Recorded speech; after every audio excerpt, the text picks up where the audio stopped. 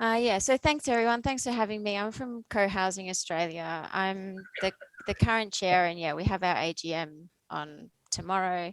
I can go into a bit more detail about the organisation, but I'll just fly into it, the presentation now.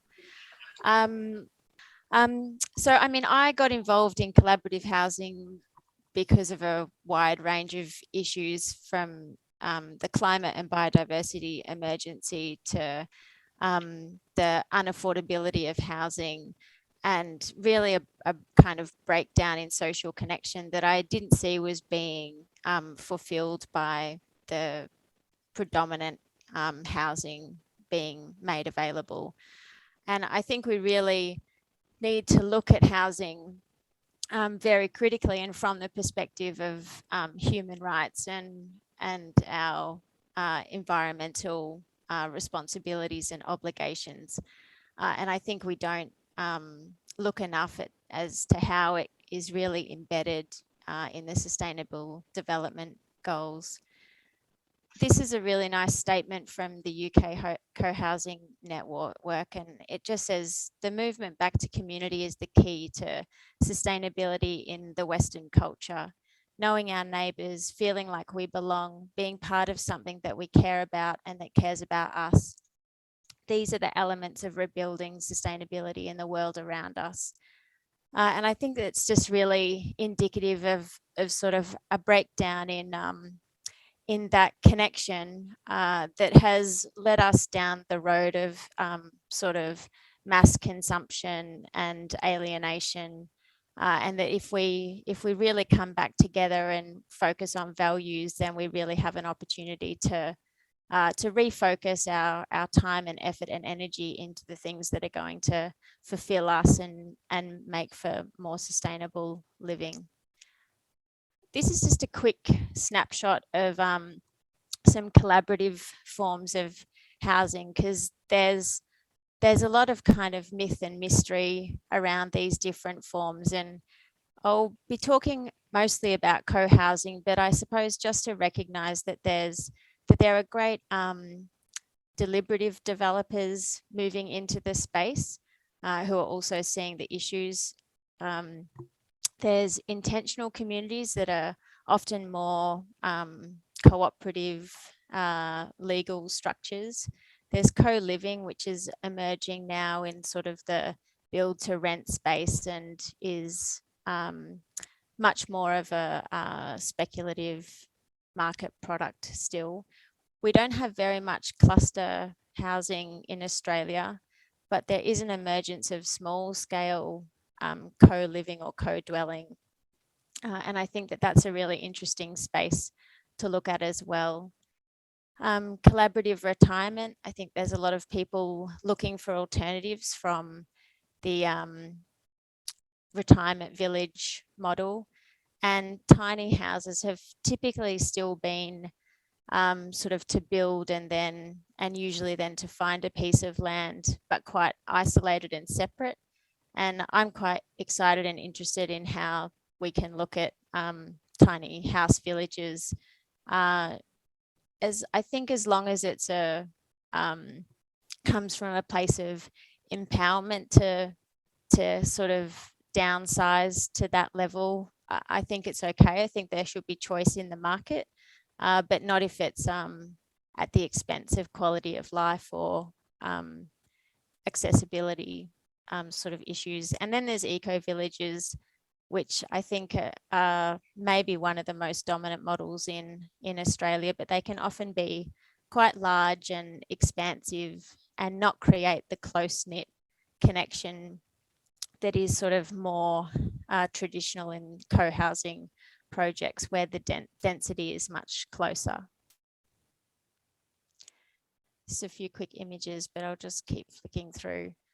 So essentially it's about coming together with some shared goals and values, designing together, building together, which might be actually doing the work, but it might also be just being involved with the professionals doing it, and then governing together. So it's about interweaving the physical infrastructure and the social infrastructure. Typically, it's about smaller dwellings, more densely located. And then with shared spaces like a common house, gardens, laundries, and they're designed particularly for spontaneous interaction and community connection. And that's also fostered through formal and informal shared activities that help really bring the group together. That's why the common house is so important, because it means that you can do collective activities and cooking, but also eating together, which is really essential. Projects really seek most often to be diverse and intergenerational. There can be challenges in terms of getting a project going, and people's just general access to the housing market can make it really challenging to ensure that there is that range. But we're really working on a range of tools to help facilitate that. And then there's the other things that you can share: tools, cars, and also activities like cooking and gardening. This is just an example of that same project in the UK, but I might just keep skipping through. And this is sort of also just showing that the physical typology can be quite diverse depending on the conditions that you are looking at creating the project in. And this sort of just steps through some examples from the one on the left is a project of about 6 dwellings. The one in the middle is 10, and it's a new project in West Brunswick. And the shared spaces there are really just a shared external courtyard.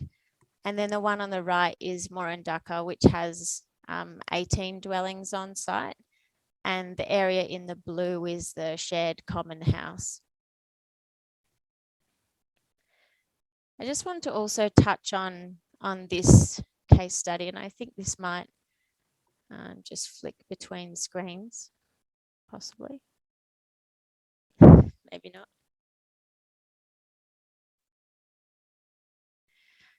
It's meant to just show the retrofitting of an ordinary suburban house into about 3 different occupancies. Unfortunately, it's not working, but I can make the link available after this. I think that's another option for people who are looking to downsize and also to create more of an income in retirement. Can also be a great way for people to create just a small scale with a smaller dwelling and then some shared spaces, and also quite useful for looking at in the terms of share farming as well, which I'll go into a bit later. We really have a broken housing system at the moment, and I think the Basque Coast is probably similar to many other places with impacts into the food bowl and also conservation area. We've had a raft of poorly built housing, and also higher density examples where the quality of life just isn't there, and the shared spaces like this corridor are not conducive to meeting community. And it's really important that we consider the role of housing as care infrastructure. A lot of co-housing projects came out of unfortunately rights for women entering the workforce and also no-fault divorce, but we left a gap in terms of the amount of time and effort and the value that we placed on that care work, and we've forced it all into the market economy. I just wanted to show this project, and particularly because I got a chance to visit this project, and there was a doctor who showed me his his apartment, which I think was this one on this side, and he happily pointed across to this apartment down here and said that that's where his son and grandchild lived. And to me, it just showed a really great opportunity for an intergenerational family to live in the same complex, to have their own private spaces, but also have the chance to interact and provide care and support for each other. And there are countless stories like that in projects all around the world. This just shows a quick snapshot of some of those care and connection opportunities. And in particular, this larger photo on the right is older women's co-housing project in the UK. And it's just a really good example of the aging in place sort of opportunities. We'll just keep flicking through a few of these. I'm sure Bass Coast has similar stories to this, a lack of housing, creating really dire situation for care workers and other key workers. And this project in Leeds, it shows a range of benefits of collaborative housing, including the sharing of facilities and resources, but also a real opportunity for more innovative ownership models where, so for example, in this project, everybody I think pays 30% of their income, whether you're a lawyer or a doctor or a teacher or a nurse. And I'm really hopeful that the big housing build and potentially, hopefully, a national housing strategy will allow similar innovations to enter our market. From an affordable housing perspective, we'd really like to see a 50-20-20-10 split, with potentially 50% market housing, 20% affordable housing, another 20% dedicated to housing for older women, and 10% for people who are experiencing a disability. We think that's a really exciting mix, and it allows everyone to contribute to the project in whichever way they can. Our recommendation is also for around 30 to 35 dwellings, just because that's a good balance between to allow a good amount of shared spaces from an economic perspective, but also resilience in the community, so that you can be sick, you can be busy at work, you can have a baby, you can get older, and there's enough buffer in the system to allow for that and still have a really resilient cohort. Just keep flicking through some of these. I also just want to touch on that household composition is changing a lot, and our housing is just not changing with it. And I'll just keep going through some of these. We're really keen to see affordable living and not just affordable housing.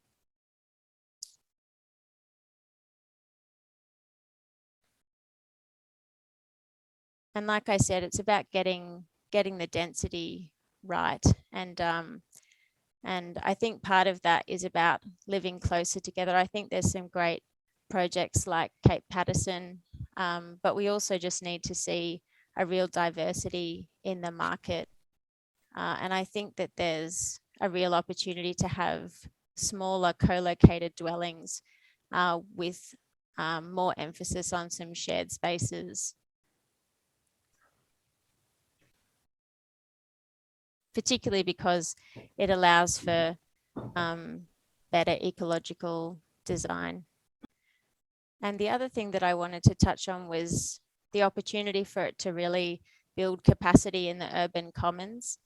Commons is really dependent on proximity and governance, and I feel like co-housing projects can really offer a building block in that space of the physical design, but also the social and governance design, and the practice and intention of sharing facilities and resources.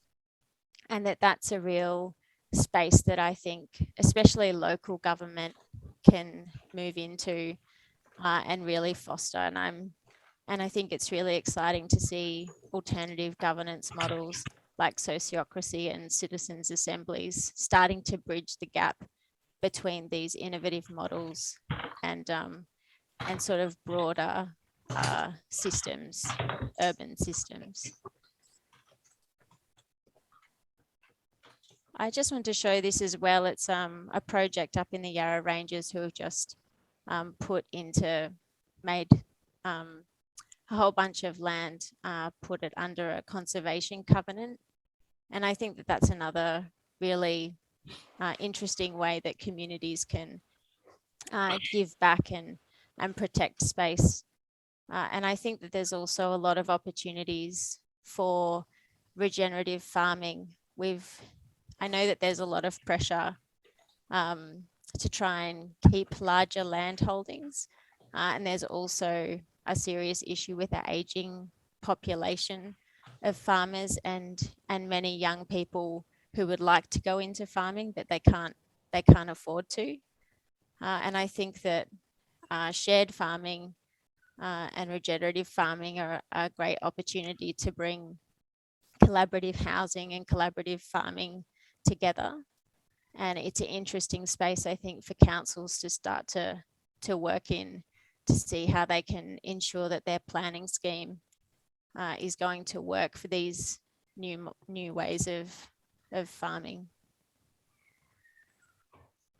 And I think I must be getting close to time, but I just wanted to say that you can also start with just activities in your own street and getting closer connections with your neighbours, meeting people and creating informal events, and just little pieces of infrastructure that make spaces more pleasant and delightful to be in.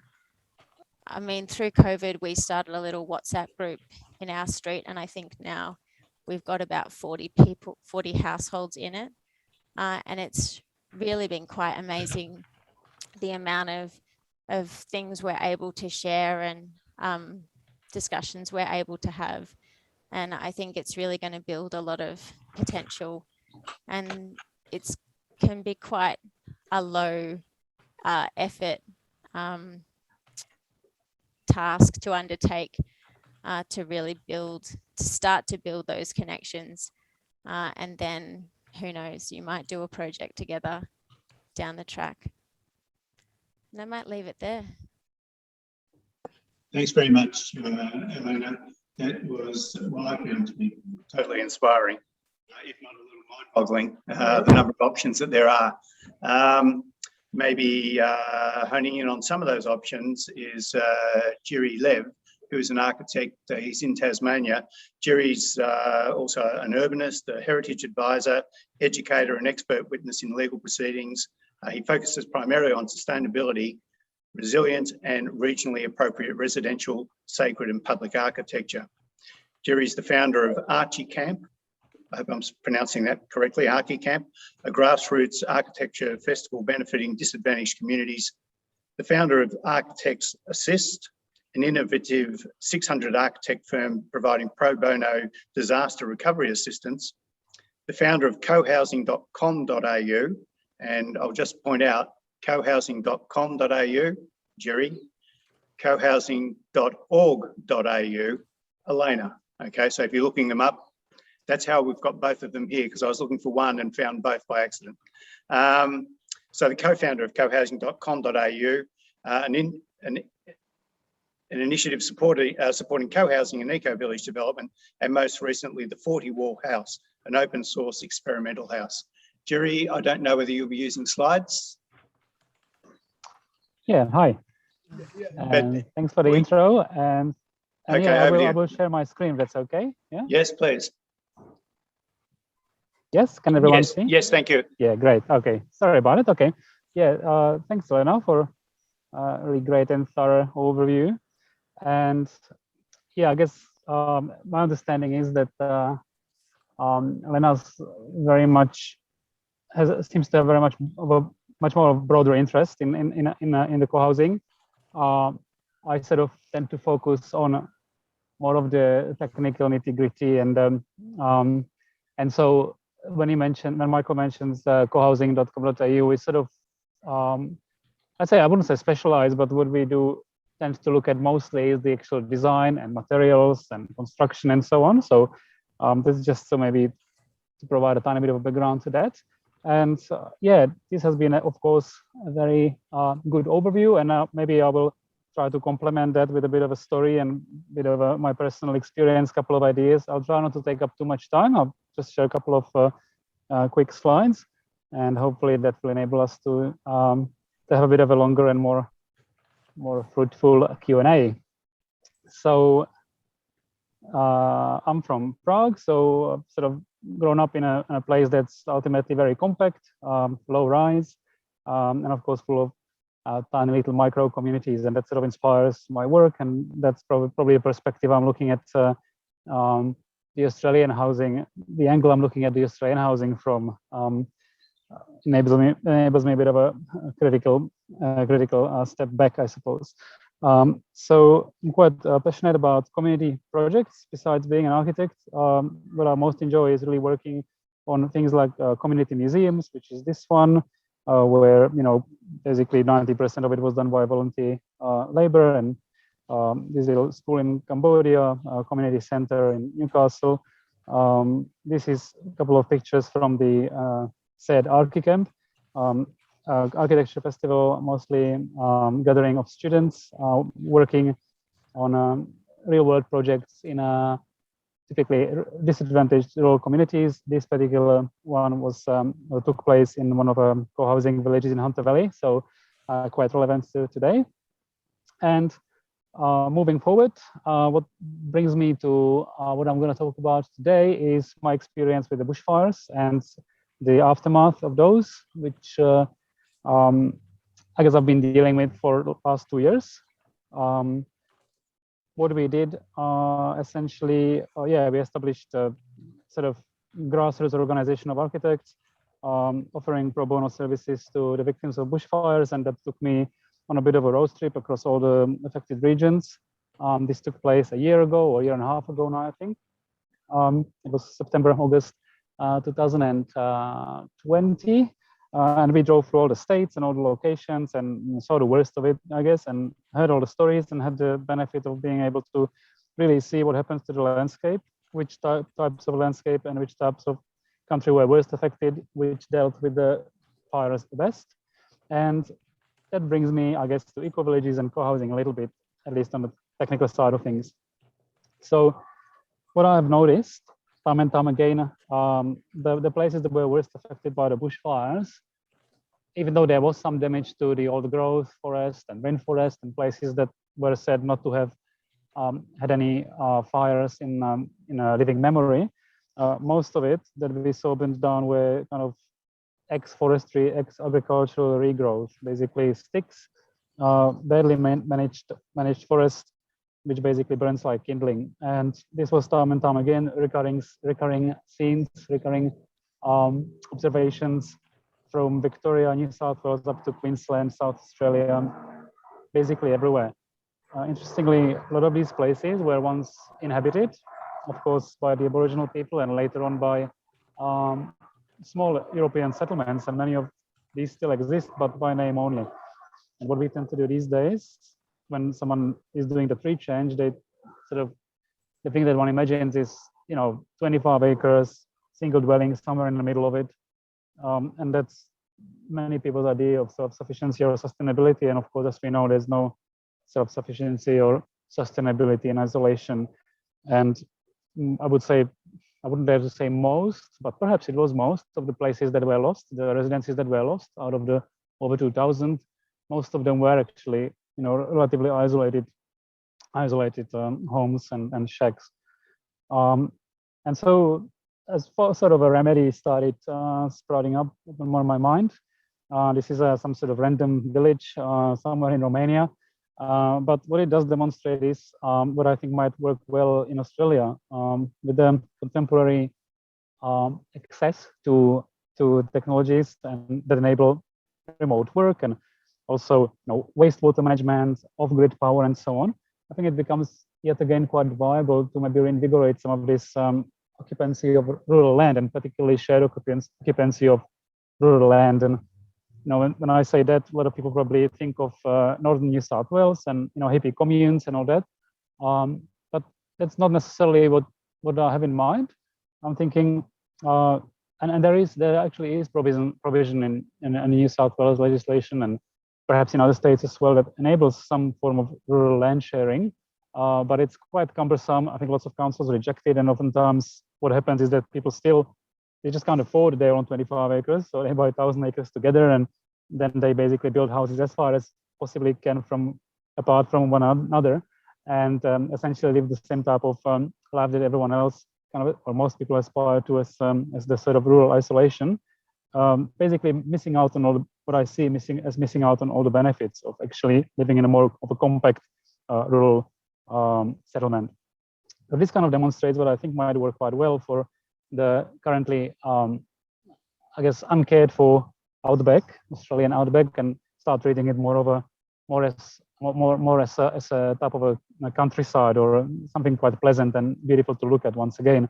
So we would have what I'm imagining in my fantasies, my utopian fantasies, would be relatively compact rural settlement or network of these with tens of kilometers between at most, so it's kind of cyclable still if you want to visit your neighbors. The houses might be attached. Here I'm touching onto the sort of so-called cluster housing, but basically houses that are attached or close together benefit from all kinds of efficiencies, thermally, land use, and so on.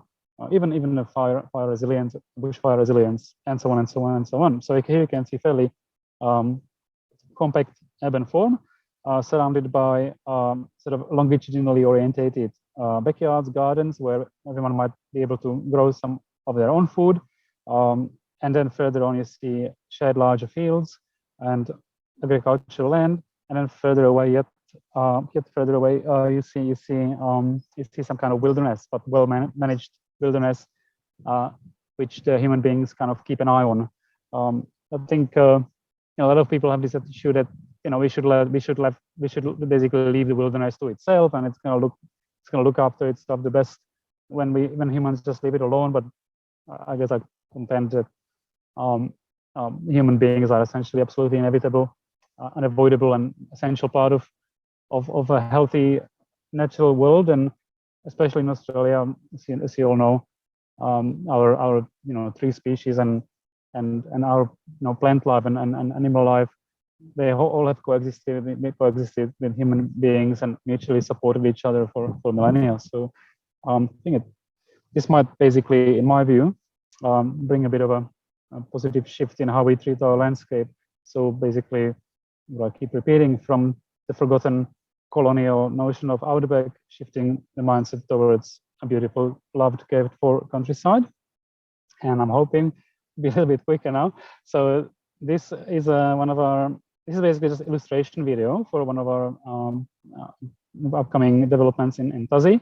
All it demonstrates, it's very simplified, so you can't see the shared sort of house or any kind of more advanced facilities in this quick presentation. But what you do see is very small, compact houses that are kind of modular, and people can move in and have a studio, and then it's quite easy to add another little wing and have another bedroom, and then another wing and have another bedroom, and then you can sort of separate them. And so these are essentially portable units or mobile units. They're not on wheels, but you can lift them up and reconfigure them need be. But it's just one of the examples how I imagine informal small settlement might work and be quite cheap and affordable. And to prove that case, we've built our own little house to show that firstly it's comfortable enough to live in a small place like that, but also that it can be built entirely from local materials and at cost lower, or at least comparable to the cheapest, nastiest project home.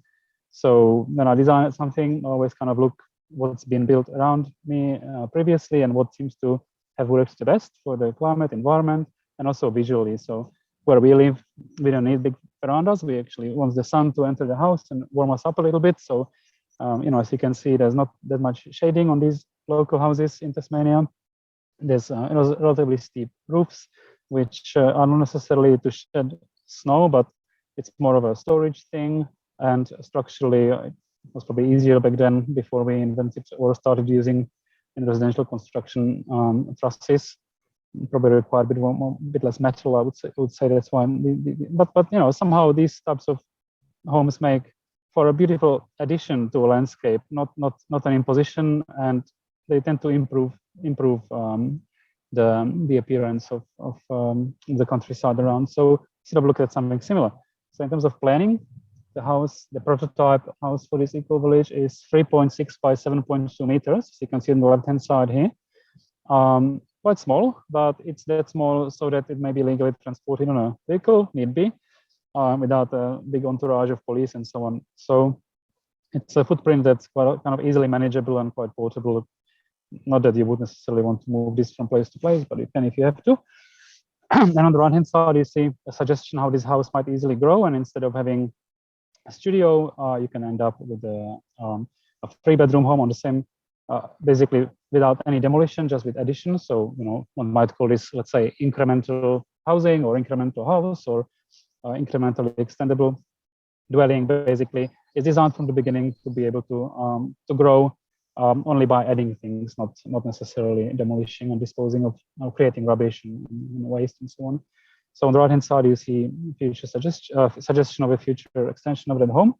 And another consideration in these homes is that, of course, you end up with perhaps 2 or 3-bedroom home if you need it, if your family grows, but you can also revert back. So what started as a kitchenette later turned into laundry, as you can see, can go back to being a kitchenette, and by a simple closure of the central door, the hallway, you basically created 2 separate dwellings. I'm not sure if anyway, so this is just to demonstrate that you can basically end up with 1 or 2 homes, basically, and then you can keep going. You can keep adding these little modules, and you still legally have 1 dwelling, but you can accommodate 3 families or aging parents and so on. This was the kind of contemporary interpretation of the local design language that I so much liked. So you can see there's some more glass, and maybe there's some sort of modern insertions into what ultimately is a typical traditional Georgian simplistic house or cottage. That's our site. You can see all this is local timber built in those hills that you see behind. It's completely untreated. It's my own house. I can afford to test things out. So normally you wouldn't even dream of building a house for a client from untreated timber and that sort of stuff, because it's basically a liability claim waiting on every page. But this gives me an opportunity to essentially see if it actually can be done, because interestingly, things are oftentimes done in construction just because everyone does it that way, or because that's the kind of considered the safest method used for so many years. But we've ended up in a place where we can't even build anything at the moment in Australia because most of our timber comes from Europe, some treated Baltic pine, and and in Tasmania especially, we have abundance of timber, but we send it to China to make paper from, and instead we bring treated, chemically treated pine from Europe. Makes no sense to me. So here we're building from untreated local timber species. Insulation, again, locally sourced sheep wool insulation, quite an interesting product. You could also use just loose sheep wool, but you would have to make sure that no bugs can get in it. So there's some challenges as well, but basically just trying to use a minimum of chemical and synthetic materials in the whole house. So what you can see is basically the notion behind this house is, firstly, it's inspired by the local environment, what's been built there, what seems to work best for the aesthetic and practicality of the place, of the region. But at the same time, all the materials you're looking at are untreated. There's no paint, no chemical treatments. It's completely like waterproof and preserved by design only. So it seems like a simple house, but just making certain decisions and testing different ways of assembling the building systems and building wrap and so on. Just basically giving it a little bit more consideration, we were able to completely avoid all kinds of chemical treatments that otherwise go in homes. And I mean, you probably all know that, yeah, it's not pretty, and we've all heard of the sick house syndrome and so on. So this house is only wood, metal, and if you remove things like electrical cables, plumbing, you can basically leave it there and it will decompose. In 40 years. You'll just find some bits of rusty metal, but you can pretty much plant an organic garden where this house would fall apart. So that's, I mean, on the other hand, if you look after this house, if you keep the cladding in check, if you keep replacing the roof tin when it needs replacement every so many decades, then this house might last centuries. And we'll see about it. I'm not quite sure with all the untreated timber, but I'll let you know in a few years.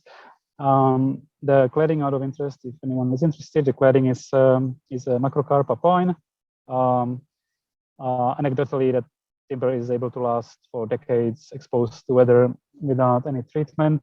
There's sheds built in vicinity that were built of macrocarpa pine, and yeah, they seem to be doing quite well 34 years later. So we'll see. Again, it's my house, so I'm not recommending this to clients, but I wouldn't know if I didn't try. So some more pictures of that, so we can see the materials come together quite nicely. The macrocarpa pine, this is old photos. Now this is about 3-4 months old. So now the macrocarpa turned gray, silver gray, and the corrugated metal, of course, very Australian material, galvanized metal, has turned a bit matte gray. So the house is much more kind of blended in and it looks quite beautiful. Subjective, of course, cheap IKEA furniture to my shame, but it's meant to be a cheap house after all.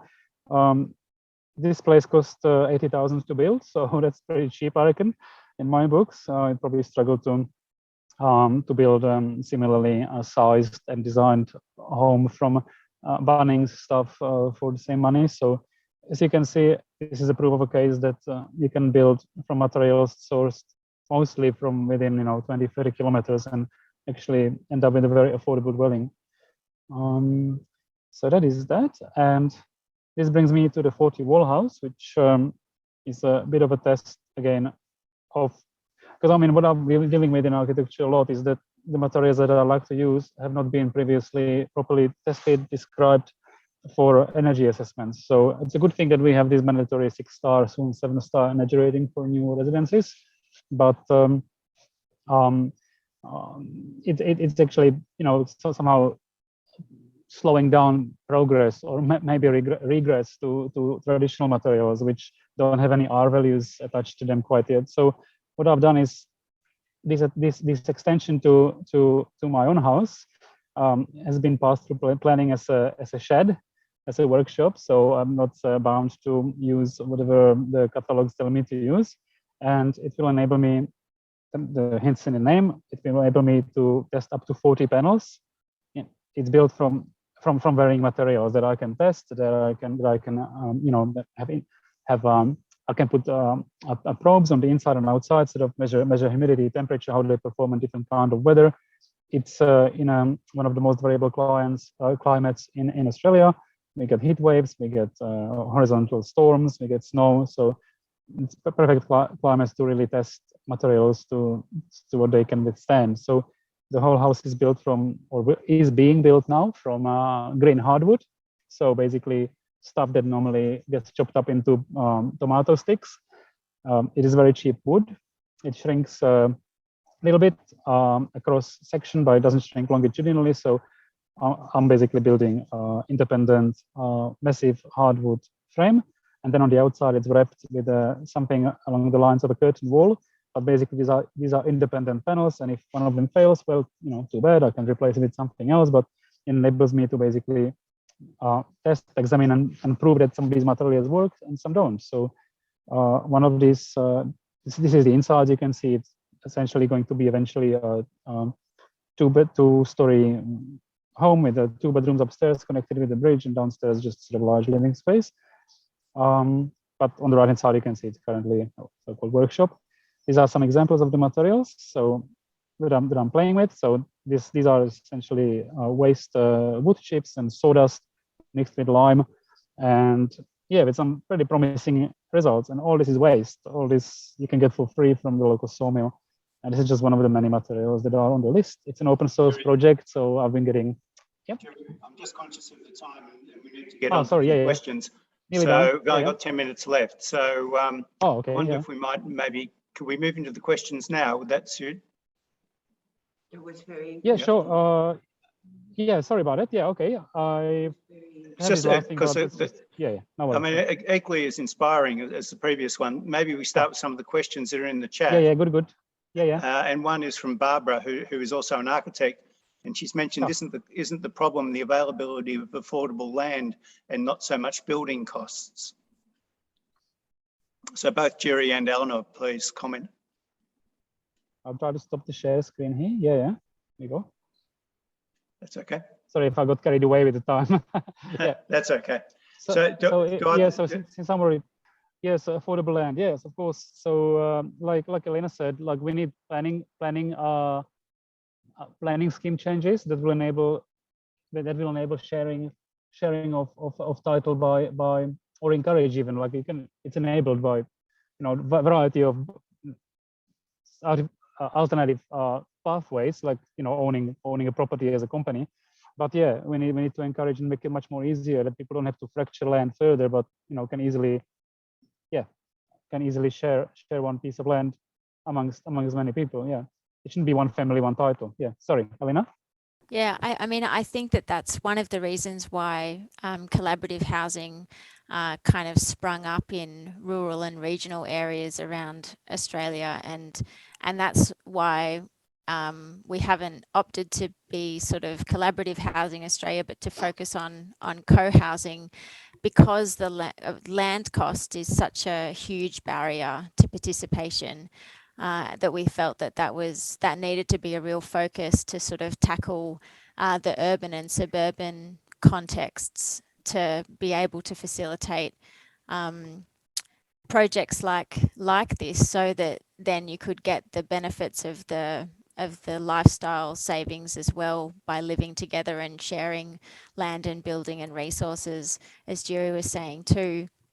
I think though with COVID as well, it's increased the pressure in regional and rural areas, and that is shooting land prices up everywhere. And I think the sprawl, the issue of sprawl, has also moved from the city to the country as well. So I think more places where we can do appropriate density and do it really well and make it really high functioning is really important to protect those bigger land parcels, and also contribute to people's way of life and community. But definitely land prices is a big issue, and it's a reason why we're also pushing for affordable housing strategy to deal with the systemic barriers and challenges. If I may add to that, I think there's definitely big space for interim solutions, right? Like the planning is going to change, God knows when, maybe never, because the people who make the decisions will be the most affected by, reduction of value of their current real estate portfolio. So it's going to be a slow process, no doubt. One of the interim solutions, and that's, I was about to show a slide, but it's not necessary to show the slide. It's basically one of the solutions I'm looking at to tackle the current pricing of especially real estate buildable land, is that I'm looking at, and I'm working on currently with some developers on a project where we're building like a larger family home, 3-bedroom home, 300 square meters, 3 garages, which sounds like a typical Australian house. It's designed in such a way that we essentially can, just by closing 3 doors, create 4 independent sound insulated units. Each of them has basically what begins as a loft. Each of them has what begins as a bedroom with a ensuite. The ensuite becomes a bathroom. In the bedroom, you just add a cabinetry, and you've created a kitchenette or kitchen. And what is a loft can be closed off just by cabinetry again. So all is completely legal. You're not doing anything that would require any kind of building permit. But just by cabinetry and shutting of doors, you've created 4 units which are completely sound insulated and private. And the calculation sort of indicates that, like I'm looking at this example in Launceston, to build a 300 square meter home, let's say, from the worst materials, ugly, project home somewhere in a new subdivision, we'd be looking at maybe 700,000 or something. And we're looking at creating 4 units, which each of them can be up to 2 to 3 bedroom, essentially, just subdivided by furniture, reasonable size. And each of them should cost about 200. So that's a massive decrease in the cost. This would be owned by PTY Ltd company, which the people who live in there would be shareholders in. And of course, nothing stops you of inviting mates to live in your house, and it's legally still one house. You can open the door and it becomes, nobody can tell you have block of units. It's not. So it's just trying to be a bit clever, and I mean it's an untested territory, I suppose. So it is like on paper it looks like co-living, but in reality it actually works as you have completely independent townhouse with a garage which you can use as another bedroom or office, home office, or shop even. Nobody can really stop you from doing that, interestingly enough. At least I haven't yet found the reason why not, and none of the developers I'm talking to told me that can be done. So it's an option, yeah. And good thing is these 4 families who live in this house, they can sell their share at the market value. It's not everyone will buy it, but it's easily, I mean, in this climate, if you tell people, how, look, you have a townhouse here, it's slightly different, but it's 250 compared to 600. Why not? So I mean, I see it quite viable. It's just in development now. We haven't started building, so it can still come down crashing. But yeah, that's sort of one of the ways that I feel. Another thing is the little. Elena mentioned the tiny house eco villages. Is another thing. Like you can just say camping there. And Amy, thank you, Amy, from Hip Hop, sustainability consultant, has mentioned, it's inspiring and terrific to hear all these things, and wondered about financial models and or social infrastructure needed. So what you just mentioned, Jerry, could be, I guess, interpreted as a financial model where you have different people sharing what is really one house. You have a lot of people in there. I don't know, Eleanor, whether you have any ideas on other sort of financial models. Yeah, I mean, I think what Jerry was sort of getting at is around that the sort of single ownership model, and then to get around the planning, creating the kind of single house that is actually really multiple houses, and I think there are banks and social investors who are now coming to the table and coming around cooperatives and company ownership. Previously, it was been really difficult to get mortgages or to get lending on models like that. But I think the space will have to change and will slowly change. Unfortunately, it's still too foreign in the Australian context, and it's made it really difficult to see innovation. And it really is coming down to people individually and collectively getting together to test these different things, and to do it, I mean, as Jerry was saying, not breaking the rules, but finding ways around them. And I think that's one of the really disappointing things, that it should be that that governments and councils are facilitating more diversity in the market, when in actual fact they're making it more difficult, and it's meaning that people have to take sort of more personal risk or more personal agency to create those changes. And that might be fine if you can do that, but otherwise it might not be possible, and that just means that change is slow. The other element of the question Social around infrastructure.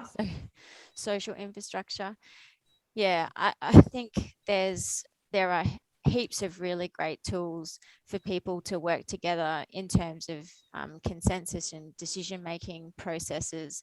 I think there are a lot of people who are realizing the benefit of that, and we're slow. I think the built environment space is slowly understanding the benefits that have been known in the community development and health space around life experience and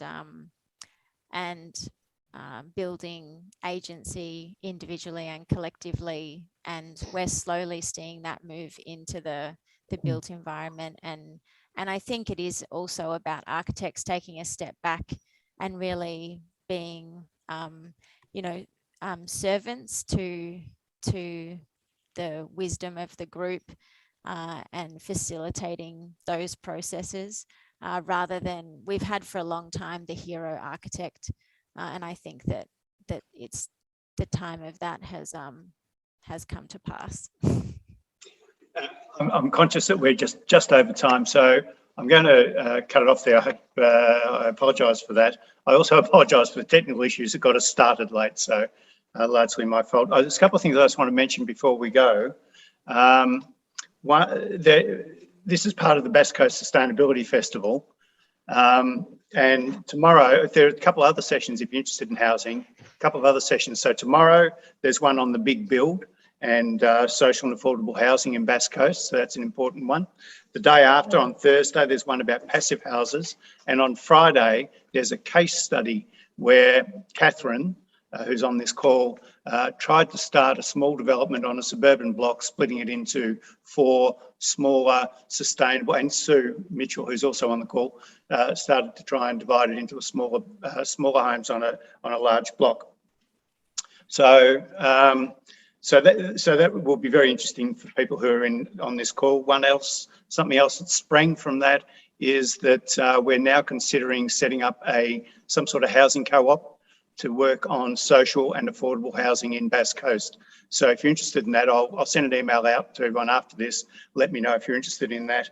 And just the last thing I want to mention was on the 4th of December, there's a public meeting in Wonthaggi about the big build and how to spend the $25 million down here. Thank you, Eleanor, and thank you, Jerry. They were terrific presentations.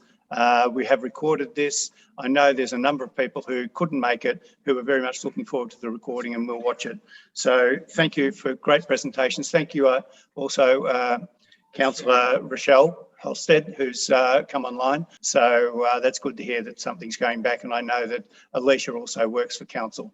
So that's excellent as well. So I'm going to call it there unless anyone has something urgent they want to add. If not, I will thank our speakers very much and just ask us to express that in the usual way, however we do that on Zoom. Thank you, everyone. Thank you. Cheerio. Yeah, thanks so much for having us.